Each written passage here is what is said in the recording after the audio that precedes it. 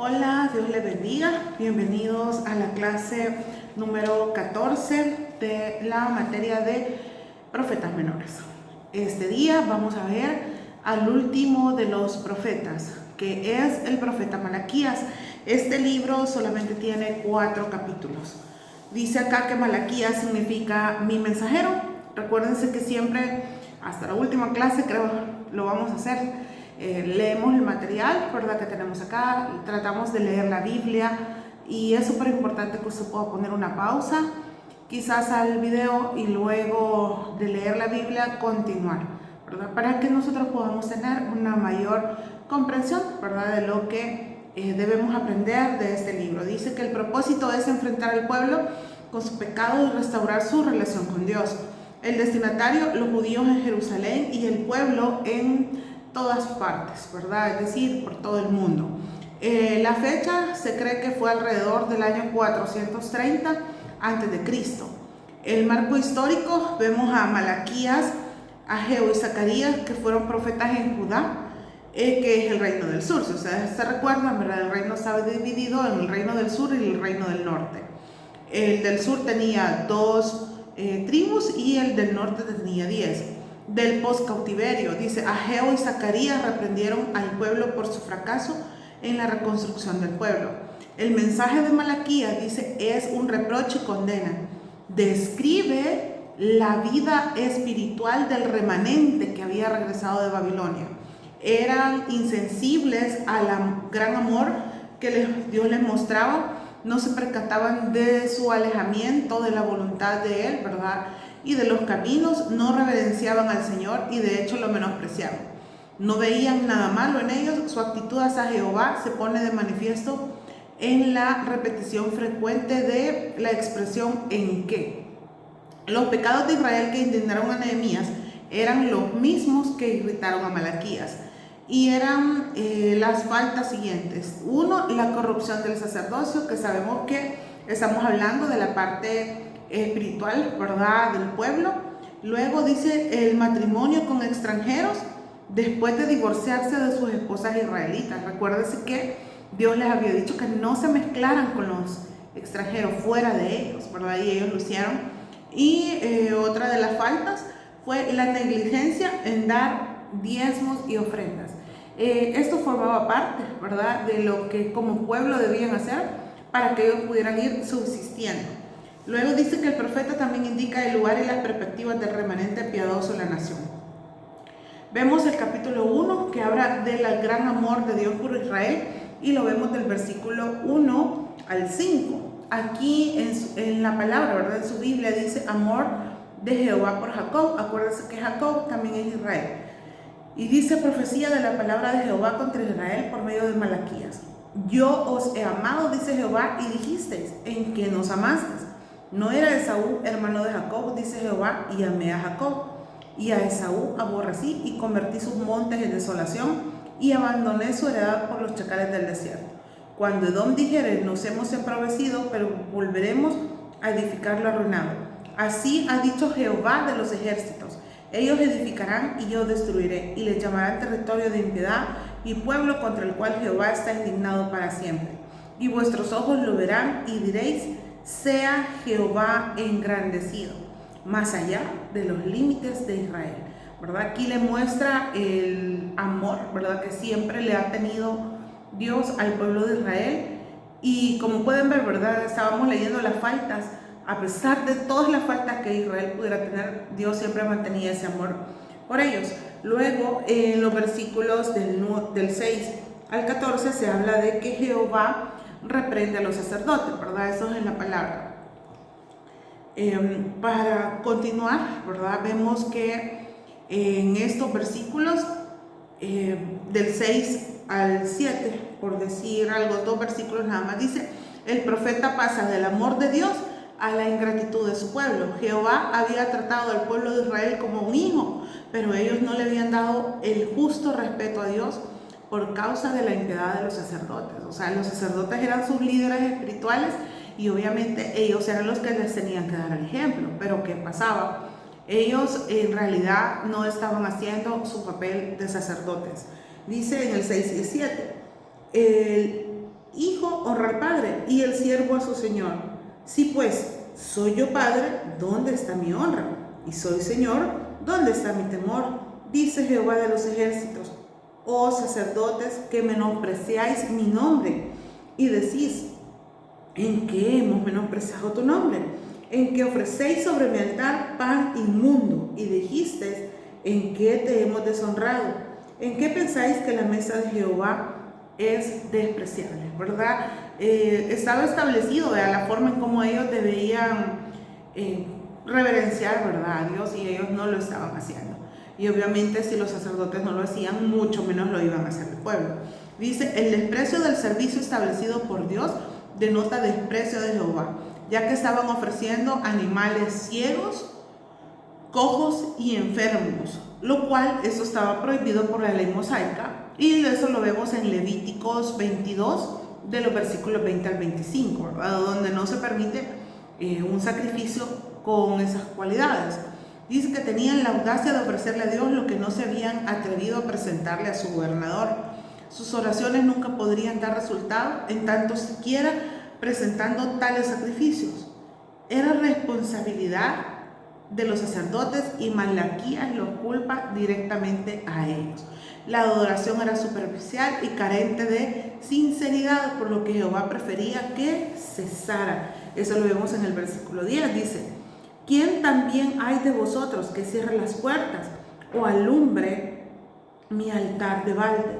Yo no tengo complacencia en vosotros, dice Jehová de los ejércitos, ni de vuestra mano aceptaré ofrenda. La verdad que quizás algunos lo hacían, pero no con la voluntad, no con el deseo de verdad de ofrecer, ¿verdad?, como dice acá, una ofrenda. Y por eso dice acá que no iba a ser recibida, porque Dios ve la intención de nuestro corazón, la conoce, ¿verdad? Dios ve nuestro corazón, Dios conoce nuestros pensamientos, y Dios sabía lo que estaba pasando por el pueblo de Israel, por sus mentes, que en realidad si hacían algo era solo como un ritual, no porque ellos en realidad sí quisieran hacerlo. Luego dice que Malaquías predice un tiempo en que personas de todo el mundo adorarían a Dios. En los versículos del 12 al 15 dice: esas ofrendas eran un insulto para la majestad de Dios. El profeta asegura que los que intentaron engañar a Dios no quedarán sin castigo. Aprenderán que no solo es el Padre y amo, sino también el gran Rey.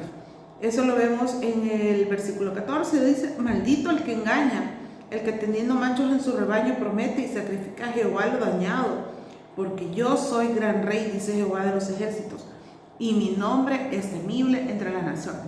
O sea, tenían buenas ovejas que podían sacrificar, pero sacrificaban a la que estaba enferma, a la que tenía algún problema, cuando ya se había establecido que se iba a dar una ofrenda perfecta a Dios.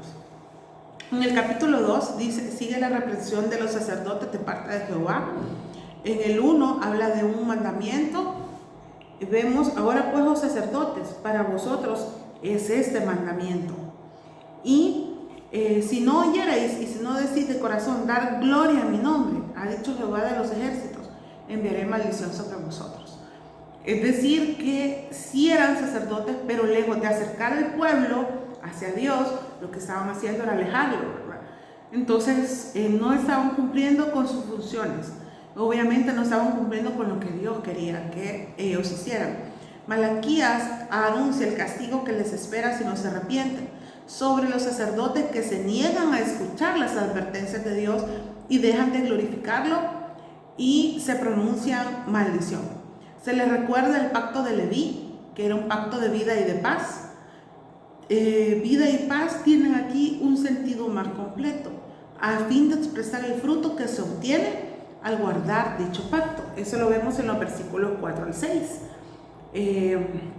Y sabréis que yo os envié este mandamiento, dice, para que fuese mi pacto como Leví, ha dicho Jehová de los ejércitos. Mi pacto con él fue de vida y de paz, las cuales cosas yo le di para que me temiera, y tuvo temor de mí, y delante de mi hombre estuvo humillado. La ley de verdad estuvo en su boca, e iniquidad no fue hallada en sus labios. En paz y en justicia anduvo conmigo, y a muchos hizo apartar de iniquidad. La vida y la paz, ¿verdad?, fue algo que formó lazos muy importantes, ¿verdad?, en la vida del sacerdote, y que ese mismo sacerdote pudiera llevar al pueblo hacia eso, pero no lo estaba haciendo como debía de hacer. Por eso ahí dice que se les recuerda ese pacto. En el versículo 7 dice, indica cuál es el objeto del ministerio de los sacerdotes de Israel, y es que eran los maestros de la ley de Moisés, regularmente designados para enseñar al pueblo. Es lo que yo les menciono, o sea, ellos eran un ejemplo, ellos eran líderes. O sea, si veían el pueblo en ellos algo malo, ellos lo iban a hacer, porque era como decir, si el sacerdote lo hace, ¿por qué nosotros no lo podemos hacer? Y yo creo que ese es a veces el pensamiento de muchas personas en cuanto a nuestra iglesia, ¿verdad? Contemporizando un poco, decir, hay líderes que hacen esto, que hacen lo otro, y que miles e infinidad de cosas, y quizás no voy a mencionar cosas específicas para no pensar en alguien en específico, sino que hay muchos líderes que pueden equivocarse, de verdad, y lejos de acercar a las personas a Dios, las alejan. Pero aquí es donde nosotros tenemos que siempre pedirle discernimiento a Dios, para que podamos saber, ¿verdad?, que lo que estamos recibiendo es una palabra que viene de Él, ¿verdad? La iglesia donde podemos congregarnos tiene que ser una iglesia que llene nuestras vidas, ¿verdad?, espiritualmente, emocionalmente, ¿verdad? Incluso podamos nosotros sentir como esa conexión, ¿verdad?, entre nuestra iglesia, nosotros y Dios, ¿verdad? Es básico y esencial para que podamos crecer. Luego dice los versículos 10, 11, las ofensas de los sacerdotes no eran solo eso, sino que eran transgresores por contraer matrimonios impíos. El profeta introduce el tema preguntando si no tenían todos ellos un mismo padre, si no los había creado un mismo Dios. Se le enseña a Israel que los hombres y las mujeres se encuentran en la misma relación ante Dios, como padre y como creador. Eso lo vemos en el versículo 10, que dice, no tenemos todos un mismo padre, no nos ha creado un mismo Dios. ¿Por qué pues nos portamos deslealmente contra el otro, profanando el pacto de nuestros padres? Para ellos era importante hacerle notar, no para Malaquías, hacerle notar a ellos que pues eran hermanos, ¿verdad? Eran de un mismo pueblo, tenían un mismo padre, y pues obviamente las cosas que habían aprendido eran cosas buenas, pero se habían alejado de Dios. En el 11 dice, la profanación del santuario se refiere a lo que había hecho al tratar mal a sus esposas, que habían sido separadas como santas al Señor. Eso es el versículo 11, donde dice, prevaricó Judá, y en Israel y en Jerusalén se han cometido abominación, porque Judá ha profanado el santuario de Jehová, que él amó, y se casó con hija de Dios extraño. Esto es sumamente básico para los hijos de Dios. Saber de que la palabra también nos dice en Corintios que no nos debemos unir en yugo desigual. Y esto es lo que acá se menciona, porque dice, se casó con hija de Dios extraño. Significa que ellos, en lugar de buscarse a alguien del mismo pueblo, buscaban a alguien de una nación extranjera que adorara otros dioses, y obviamente eran influenciados a hacerlo a ellos también, y eso los alejaba de Dios. Y eso era lo que Malaquías les estaba diciendo. Ustedes han buscado como mujeres de otros pueblos, de los pueblos que estaban alrededor, que tienen otros dioses, y en lugar de que esas personas se acercaran a Dios, ellos se habían alejado de Dios acercándose a los dioses que las otras personas tenían. Dice en el versículo 13, esos matrimonios implicaban el divorciarse de sus esposas judías. Las mujeres abandonadas acudían al altar de Jehová y lo cubrían con sus lágrimas. Cuando los ex maridos venían con sus ofrendas, Jehová no las recibía con benevolencia. De verdad que esto es algo muy, muy duro, ¿verdad? Porque no podemos decir que estamos dañando a alguien y venir y orar como si nada ha pasado. O sea, no se puede. ¿Por qué? Porque nosotros tenemos que orar de verdad con un corazón sumamente sencillo y humilde, y que no haya nada en nosotros que nos haga, sería alejarnos de Dios, o sería hacer como una mímica, nada más de una oración, ¿verdad? De decir, Señor aquí, Señor allá, y oro, y cierro los ojos, pero estoy mal con mis hermanos que viven en mi casa, estoy mal con mis padres, estoy mal con mi esposo, estoy mal con la esposa, o sea, no se puede, sino que Dios quería originalidad, Dios quería exclusividad para Él, ¿verdad? Luego dice acá, en los versículos 16 y 17, sí. Dice en el 17, por su impiedad e incredulidad habían cansado a Jehová. Habéis hecho cansar a Jehová con vuestras palabras y decís, ¿en qué le hemos cansado? ¿En qué decís? Cualquiera que hace mal agrada a Jehová y en los tales se compadece. O si no, ¿dónde está el Dios de justicia? ¿Verdad? Eso lo vemos en el versículo 17 del capítulo 2. Nos vamos al capítulo 3, donde dice que a la cínica pregunta, dice del 2:17, Dios responde anunciando el envío de su mensajero con una labor drástica de purificación y justo castigo. Eso lo vemos en el 1, donde dice, se refiere a un futuro profeta que ha de preparar el camino para la primera venida del Mesías. Y eso lo vemos en Mateo 11:10. El ángel del pacto es sin duda el Mesías. Si leemos el 3:1 dice, he aquí, yo envío mi mensajero, el cual preparará el camino delante de mí y vendrá súbitamente a su templo, y el Señor, a quien vosotros... Perdón, que se me pegó aquí la Biblia. A quien vosotros buscáis, y el ángel del pacto, a quien decíais vosotros, y aquí viene, ha dicho Jehová de los ejércitos. Estamos hablando de que esta profecía se cumple en Mateo 11:10, donde se está hablando de Juan el Bautista, y el ángel del pacto, estamos hablando de Jesús, ¿verdad? Y luego dice, vemos el propósito de Dios en su juicio, que es una segunda venida, que es para purificar y refinar los caracteres. Una vez que los sacerdotes hayan sido purificados y las ofrendas sean presentadas de nuevo en el templo, serán aceptadas. Dice, ¿y quién podrá soportar el tiempo de su venida? ¿O quién podrá estar en pie cuando Él se manifieste? Porque eres como un fuego purificador y como jabón de lavadores. Aquí se está hablando de ese momento en el que Jesús iba a venir nuevamente, ¿verdad? Y esta es parte de la profecía que más adelante se cumplía.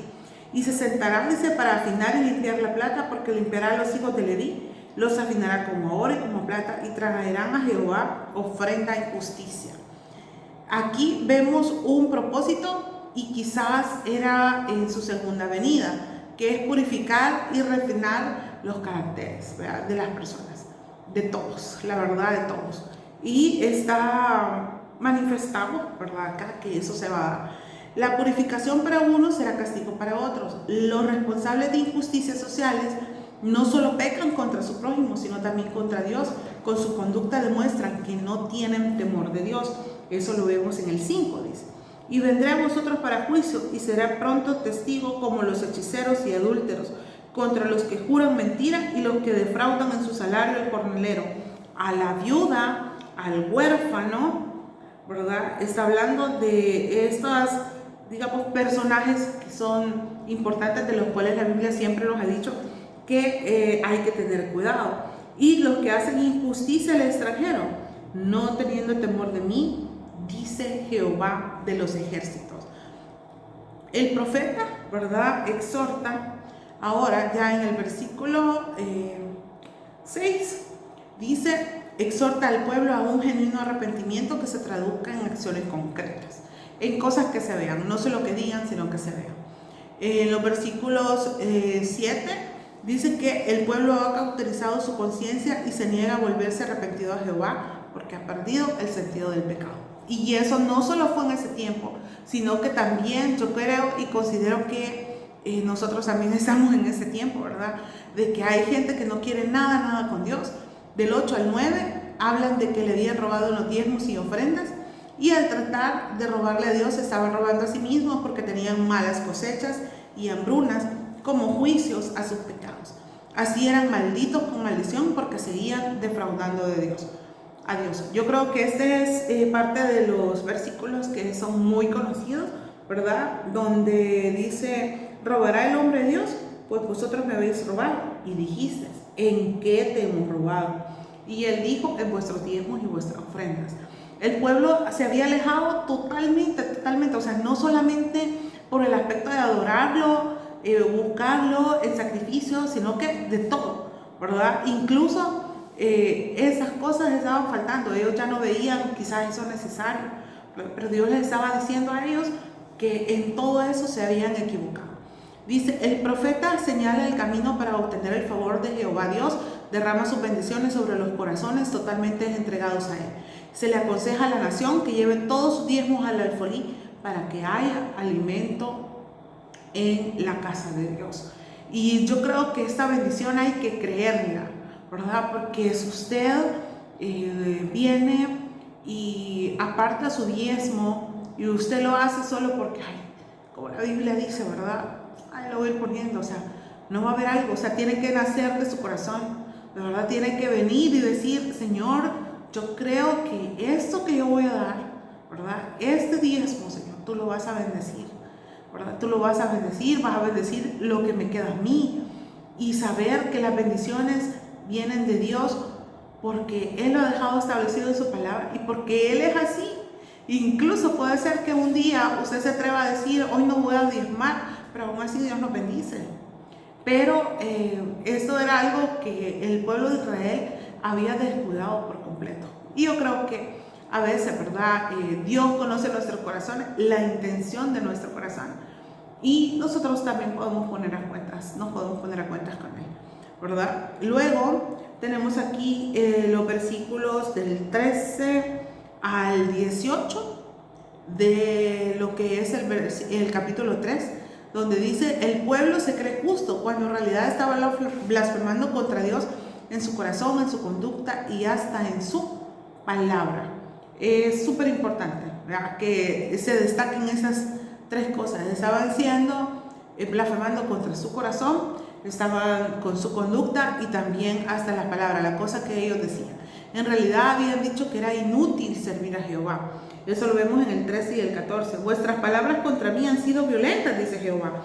Y dijiste, ¿qué hemos hablado contra ti? Habéis dicho, por demás es servir a Dios. ¿Qué aprovechará que guardemos su ley y que andemos afligidos en presencia de Jehová de los ejércitos? Imagínense el punto al que llegaron ellos. Es como, ¿de qué nos sirve todo esto?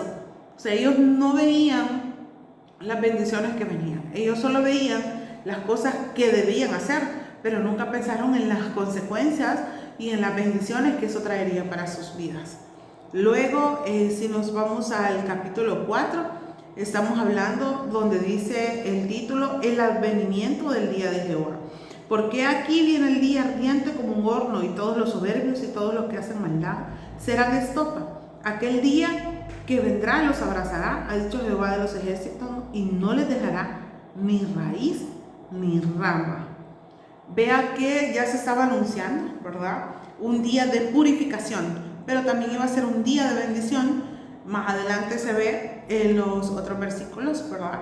Dice que también era un día de destrucción total, porque dice que no va a dejar ni raíz ni rama. Es decir, iba a ser un corte sumamente profundo. La raíz se hablaba de la cabeza de la familia y el resto de la familia, pues la rama.